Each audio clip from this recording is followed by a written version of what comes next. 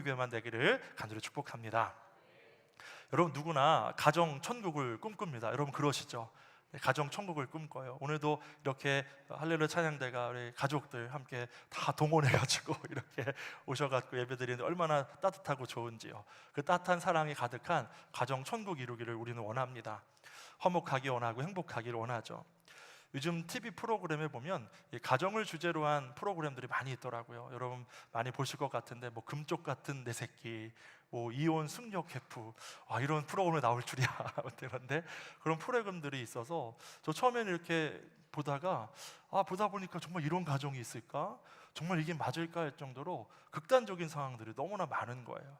그러면서 조금 보다가 마음이 좀 어렵더라고요. 그래서 그 뒤로는 보지 않게 됐는데요. 어떻게 가정이 저렇게 됐을까? 자녀들이 왜 저렇게 되었을까? 정말 마음이 너무 어려운 것을 느꼈습니다. 그런데 지금 실제 가정들 안에서 일어나고 있는 그러한 일들이라는 거예요. 여러분, 가정은 하나님이 제정하신 제도입니다. 하나님이 6일 동안 이 천지를 창조하셨어요. 그리고 7번째 날 쉬셨죠. 안식하시면서 이 가정 제도를 세우셨어요. 그래서 부부가 서로 도우며 한 몸을 이루어 가정을 이루게 하셨죠.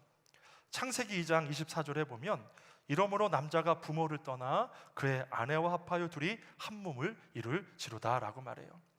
하나님은 가정을 통해서 하나님의 영광이 세상 가운데 나타나기를 원하십니다. 그러면 가정을 통해 하나님의 영광이 어떻게 나타나게 될까요? 가정 안에서 먼저 하나님의 통치를 인정할 때 하나님의 영광이 드러나게 될 줄로 믿습니다. 여러분 가정이 하나님 나라가 되시기를 원하십니까? 그러면 하나님의 통치를 인정하시기를 간절히 바랍니다. 하나님의 주권을 인정해야 돼요.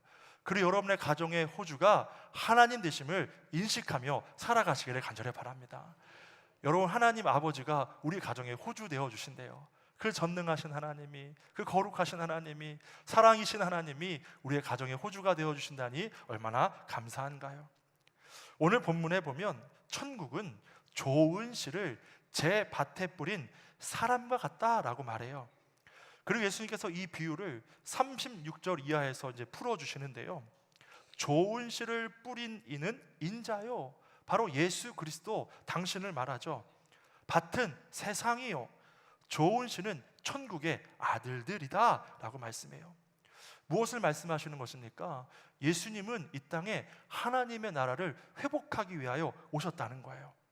그리고 예수님은 이 땅에 좋은 씨와 같은 하나님의 아들들을 세상 이곳 저곳에 세우셔서 하나님 나라를 이 땅 가운데 이루고 계신다는 거예요.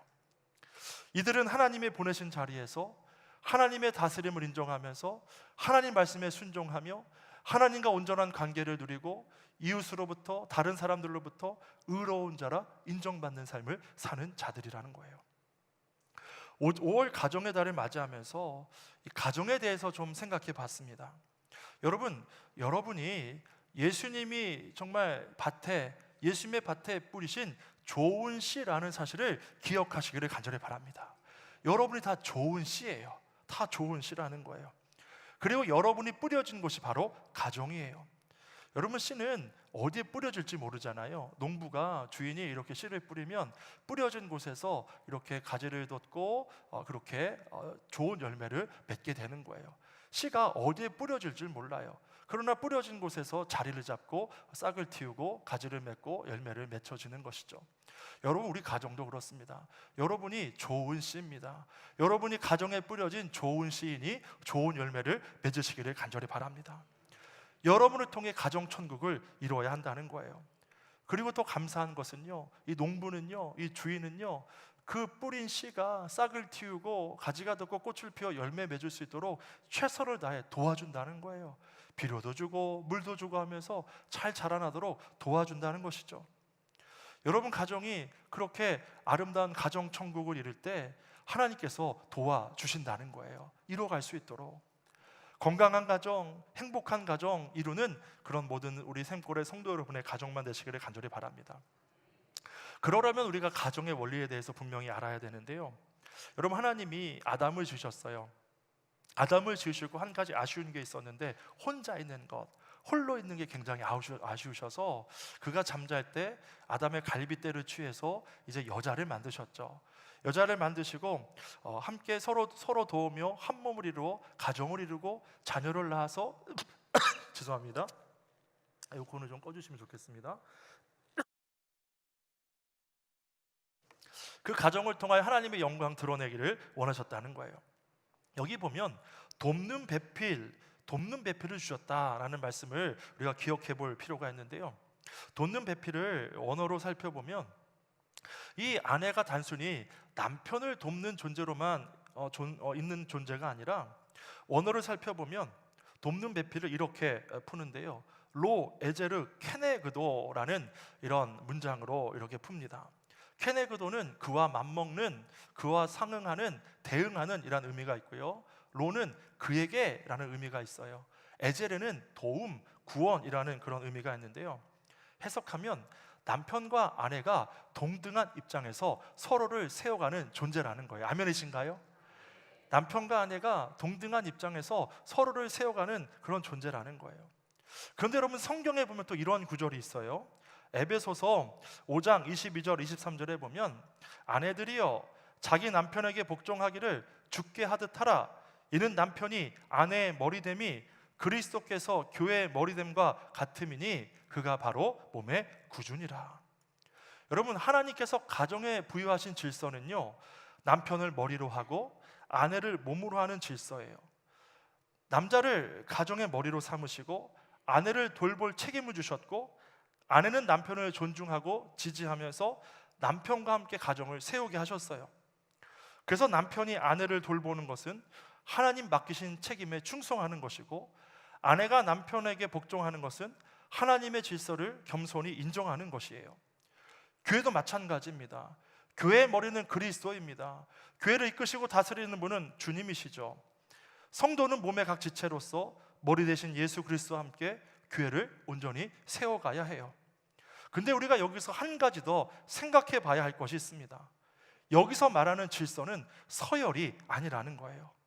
사람은 줄 세우기를 좋아하고 자기가 윗자리에 있기 원해서 서열을 새기죠. 그러나 하나님의 나라는 오히려 작은 자, 섬기는 자, 어린 아이와 같은 자가 천국에서 큰 자라고 분명하게 정의합니다. 고린도전서 11장 3절에 보니까 각 남자의 머리는 그리스도요, 여자의 머리는 남자요, 그리스도의 머리는 하나님이시라라고 말씀해요. 여기서 머리는 근원을 뜻합니다. 무엇을 말하는 것입니까? 존재의 차이를 말하는 것이 아니라, 서열을 매기는 것이 아니라 존재의 기원이 같다는 거예요. 남자도 여자도 그리스도도 다 하나님에게서 나온 보배롭고 존귀한 존재라는 거예요. 아멘이신가요? 모두가 차별 없이 보배롭고 존귀한 존재라는 거예요. 그리고 순서를 거꾸로 매겨보면 섬김의 순서라는 것을 알게 됩니다. 여러분, 예수님은 섬기러 오셨어요. 제자들에게도 섬기는 자가 큰 자다라고 말씀하셨죠. 이 말씀을 거꾸로 읽으면 하나님이 그리스도를 섬기고, 그리스도가 남자를 섬기고, 남자는 여자를 섬겨 빛나게 한다는 거예요. 군림하는 다스림이 아니라 사랑하고 희생하고 섬기는 다스림이라는 거예요. 여러분, 가정도 그렇고 교회도 그렇습니다. 사랑과 희생과 섬김이 있는 가정과 교회 가운데 하나님의 나라가 이루어지고 하나님께 영광 돌리는 그런 귀한 공동체가 됨을 기억하시기를 간절히 바랍니다. 우리 교회 안에서, 여러분의 가정 안에서 하나님의 다스림이 회복되기를 간절히 원합니다. 그러려면 서로 사랑해야 돼요. 더 희생해야 돼요. 더 서로를 섬겨야 해요. 나를 주장해서는 안 되죠. 나를 주장하는 순간 가정의 평화는 깨어지게 되어 있습니다. 부부가, 부모와 자녀가 갈등하는 이유가 무엇입니까? 다 자기 얘기만 하기 때문이에요. 내 뜻만 맞기 때문이에요. 자기 주장하다 보니까 서로 갈등하고 반목할 수밖에 없는 것이죠. 오히려 상대방의 이야기를 들어줄 때, 공감해 줄 때 가정의 평화가 있고 서로 섬김으로, 내가 더 낮아짐으로 가정 천국을 이루게 됨을 기억하시기를 간절히 바랍니다. 이것이 하나님의 다스림이에요. 사랑하고 섬기는 것, 희생하는 것, 내가 군림하려는 것이 아니라 더 내가 낮아지는 것, 더 들으려고 하는 것, 때론 내 주장을 꺾는 것. 그냥 너무 작은 예일 수 있는데요, 제가 만약 가정에 외식하는데 제가 짜장면을 먹고 싶어요. 근데 저희 아내가 김치찌개를 먹고 싶다는 거예요. 그럼 어떻게 해야 되나요? 김치찌개를 먹어야 될 줄로 믿습니다. 무조건 김치찌개 먹어야 돼요. 그래야 가정의 평화가 이루어지게 되는 것이죠. 그렇다고 계속 저 짜장면만 사주시면 안 됩니다. 여러분, 그렇게 가정의 평화를 이루려면 서로 섬겨야 돼요. 내가 저 낮아져야 돼요. 때론 내 주장을 꺾을 줄도 알아야 하죠. 이야기를 들어주는 거예요. 그때 풀어지는 역사가 있게 되는 것입니다. 이것이 사랑과 섬김과 희생이 있는 가정의 모습이죠. 여러분, 가정천국은요 하루아침에 만들어지지 않습니다. 그러나 내가 바뀌어지는 순간부터 가정천국은 시작되는 것이죠. 여러분, 오늘 이렇게 결단해 보시기 바랍니다. 주님, 제가 우리 가정의 좋은 씨가 되겠습니다. 한번 같이 해볼까요? 주님, 제가 우리 가정의 좋은 씨가 되겠습니다. 아멘이신가요? 결단하시기 바랍니다. 여러분 좋은 씨예요. 그러면 여러분이 뿌려진 가정 안에서 좋은 열매를 맺어야 한다는 것이죠. 여러분, 하나님이 먼저 우리를 섬겨주셨어요. 그래서 성육신하셨어요. 거룩하신 하나님이, 전능하신 하나님이, 천지를 창조하신 그 놀라우신 하나님이 인간의 몸을 입고 이 땅에 오셔서 낮아지셔서 우리를 구원하셨다는 거예요. 결국 십자가에 달려 죽으심으로 사랑과 희생과 섬김의 본이 되시고 우리를 살려주셨죠. 우리 가정 안에서도 이런 사랑과 희생과 섬김이 있어서 가정 천국을 이루시기를 간절히 바랍니다. 여러분은 다 좋은 씨예요. 다 좋은 씨예요. 그럼 여러분 뿌려진 그 가정에서 좋은 열매를 맺으실 거예요. 그 사랑과 섬김과 희생으로 가정 천국을 이루는 우리 샘골의 모든 가정만 되시기를 간절히 축복합니다. 여러분, 또한 하나님의 나라는요 기다림입니다. 기다림. 오늘 본문에 보면 주인이 자기 밭에 좋은 씨를 뿌려 놓았는데 밤중에 악한 자가 와서 밭을 망치려고 가라지를 뿌렸다는 거예요. 얼마 지나지 않아 막 이렇게 가지가 돋기 시작하는데 가라지와 곡식이 함께 자라고 있는 것을 종들이 보고는 주인에게 와서 가라지를 지금 당장 뽑아버릴까요? 라고 물었더니 주인이 뭐라고 했습니까? 가만둬라, 가만둬라라고 했어요. 여러분, 예수님이 이 땅에 하나님의 나라를 이루시려고 좋은 씨를 밭에, 즉 세상에 이곳저곳에 뿌리셨어요. 그게 바로 저와 여러분이라는 거예요. 그런데 이 땅에 하나님 나라를 이루는 것을 방해하는 사단의 세력이 있어서 이들이 주인의 밭에 가라지를 뿌려 놓았다는 거예요. 세상에 악한 자를 두었다는 것이죠. 우리는 세상의 악한 자들을 보면서 이런 생각을 할 때가 있습니다. 하나님, 왜 그 공의롭고 정의로우신 하나님이 저 악한 자들을 가만두십니까? 당장 심판하셔야 되는 것 아닙니까? 라고 생각해요. 그리고 악을 미워하시는 하나님이 왜 악한 자들을 가만히 두시는가 의아해하기도 해요. 시편 37편에서 다윗도 하나님께서 왜 악한 자들을 심판하지 않으시는지 의아해했어요. 근데 다윗이 깨달은 것이 있어요. 악한 자들은 하나님의 때에 하나님께서 심판하실 것이니 하나님 백성은 오히려 여호와를 기뻐하는 일에 더 힘써야 한다는 거예요. 악인의 심판은 누구의 몫이라는 거예요? 하나님의 몫이라는 거예요. 반드시 하나님의 때에 심판하실 것이니 거기에 에너지를 더 쏟지 말고 오히려 그 에너지를 여호와를 기뻐하는 일에, 여호와를 사랑하는 일에 더 쏟으라는 거예요. 그래서 시편 37편 7절에 이렇게 말씀해요. 같이 한번 읽어보겠습니다.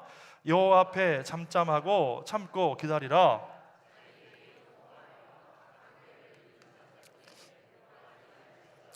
그리고 오히려 4절에 이렇게 말씀해요. 4절도 같이 읽어보겠습니다.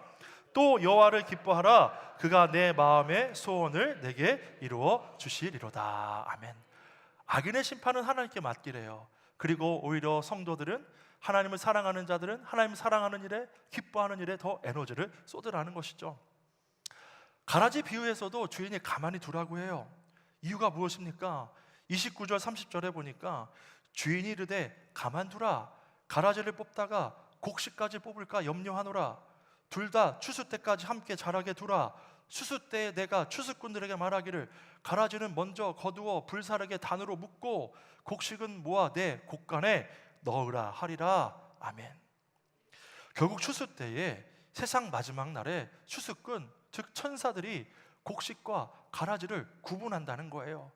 여러분은 그날까지 하나님 백성의 정체성을 지키며 거룩하게 살면 되는 줄로 믿습니다.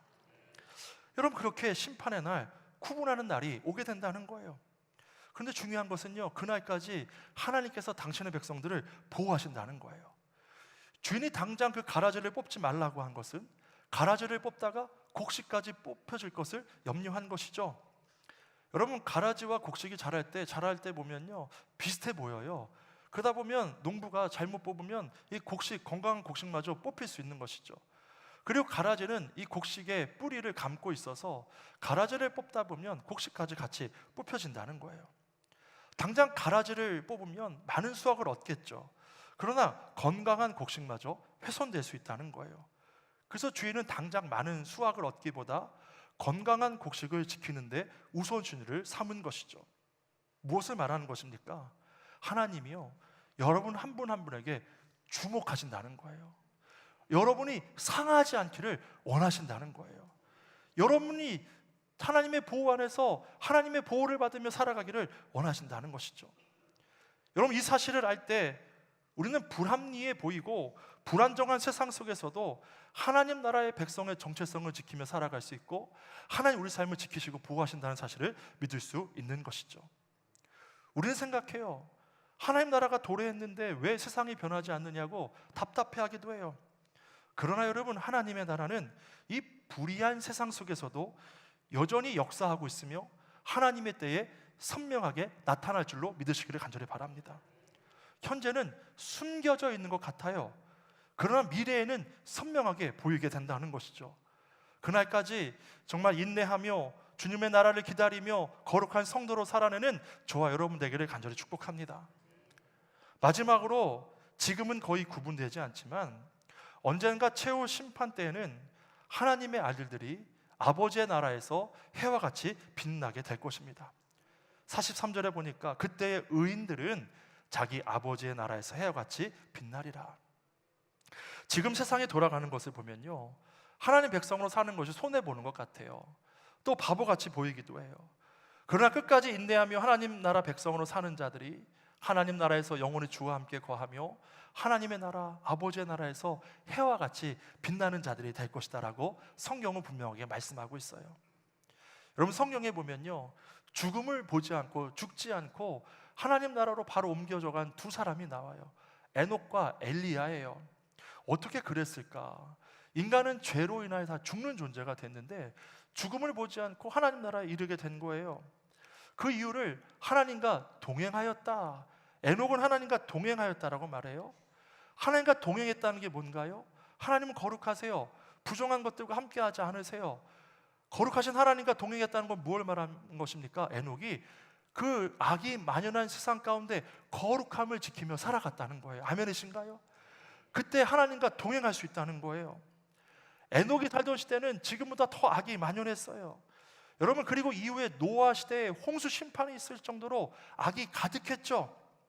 하나님은 죄악이 가득한 세상을 가만히 두실 수 없었던 거예요. 그래서 창세기 6장 5절 7절에 보면 이렇게 말씀해요. 여호와께서 사람의 죄악이 세상에 가득함과 그의 마음으로 생각하는 모든 계획이 항상 악할 뿐임을 보시고 땅 위에 사람 지으셨음을 한탄하사 마음에 근심하시고 이르시되 내가 창조한 사람을 내가 지면에서 쓸어버리되 사람으로부터 가축과 기는 것과 공중의 새까지 그리하리니 이는 내가 그것들을 지었음을 한탄함이니라 하시니라. 근데 여러분, 이러한 자들 가운데 심판을 면한 자가 있어요. 바로 노아이죠. 6장 8절에 보니까 그러나 노아는 여호와께 은혜를 입었더라. 그리고 노아의 가족을 소개 하면서 노아는 의인이요 당대의 완전한 자라. 그는 하나님과 동행하였으며 라고 말해요. 하나님과 동행하였으며 그 악한 시대 가운데 거룩한 삶을 살아냈다는 거예요. 하나님은 죄악이 만연한 세상을 심판하셨지만 노아와 그 가정을 남겨두셔서 구원을 이루셨어요. 의인, 하나님의 아들들, 아버지의 나라에서 해와 같이 빛나게 될 자들이 바로 저와 여러분과 우리의 가정 되기를 간절히 바랍니다. 거룩함을 지키는 가정, 세상 문화에 편승되지 않고 세상 유혹에 넘어지지 않고 거룩한 하나님 백성으로 의인된 삶을 살아가는 그러한 자들과 가정을 통하여 하나님 역사하신다는 것이죠. 엘리야는 어떠합니까? 엘리야도 의인이었어요. 하나님을 사랑하는 자였어요. 죄악이 만연한 세상에서 하나님의 거룩한 백성의 삶을 살아낸 자였죠. 그래서 그는 바알과 아세라의 850명의 제사장과 이 엘리야 홀로 갈멜산 영적 전투를 벌였어요. 누가 승리했나요? 엘리야가 승리했어요. 여호와의 불이 엘리야의 제단에 붙었죠. 그런데 곧 그 왕비 이세벨이 협박했어요. 내가 저 엘리야를 죽이리라. 그 말을 듣고 엘리야의 간담이 서늘해졌어요. 갑자기 좌절이 찾아왔어요. 여전히 나는 혼자구나. 여전히 나는 혼자구나. 하나님 앞에 의인된 자가 없구나. 너무 외롭고 지쳤던 거예요. 낙담했죠. 그때 하나님께서 이 엘리야에게 이렇게 말씀하셨어요. 열왕기상 19장 18절에 보니까 같이 한번 읽어볼까요? 그러나 내가 이스라엘 가운데 7,000명을 남기리니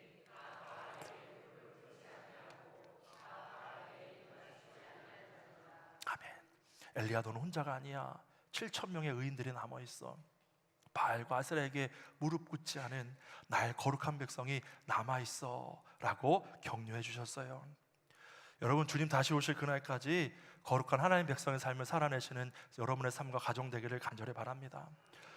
예수님 처음에 이 땅에 임하시면서 하나님의 나라를 이 땅 가운데 가지고 오셨어요. 그런데 세상에는 여전히 악이 존재해요. 악인들이 득세해요. 하나님 백성을 괴롭히기도 해요. 세상은 변하지 않은 것 같고 세상을 따르지 않으면 도태되는 것 같아요. 세상 사람들로부터 소외당하거나 무시를 당하기도 하죠. 그러나 우리는 분명히 기억해야 돼요. 이 땅에 알곡과 가라지가 같이 있지만 주님 오시는 날 분명하게 구분될 거예요. 그날까지 좋은 씨로 살아내는 여러분 되시기를 간절히 축복합니다. 가정도 그렇죠. 여러분의 가정이 거룩한 하나님의 가정 되기를 원해요. 가정과 자녀들이 세상 문화에 편승하지 않기를 원합니다. 세상의 가치 기준을 따르는 것이 아니라 하나님 나라 백성의 가치 기준과 그런 시각을 갖고 살아감으로 거룩함을 지켜야 한다는 거예요. 그러면 말씀 앞에 서야 해요. 하나님의 나라가 무엇인지 분명하게 알아야 해요. 여러분, 하나님의 나라는 지금은 숨겨진 것 같아요. 그러나 주님 다시 오실 때 선명하게 드러나게 될 줄로 믿습니다. 그 사실을 분명히 알아야 돼요. 그때 모든 악한 것들이 사라지게 되는 것이죠. 여러분의 가정에 천국을 이루려면 분명한 기준을 세우십시오. 하나님을 예배하는 것을 여러분의 가정의 최우선순위로 삼으시기를 바랍니다. 함께 기도하는 가정이 되십시오. 그러면 자녀들이 기도할 것입니다. 함께 찬송하는 가정 되십시오. 그러면 자녀들이 찬송할 것입니다.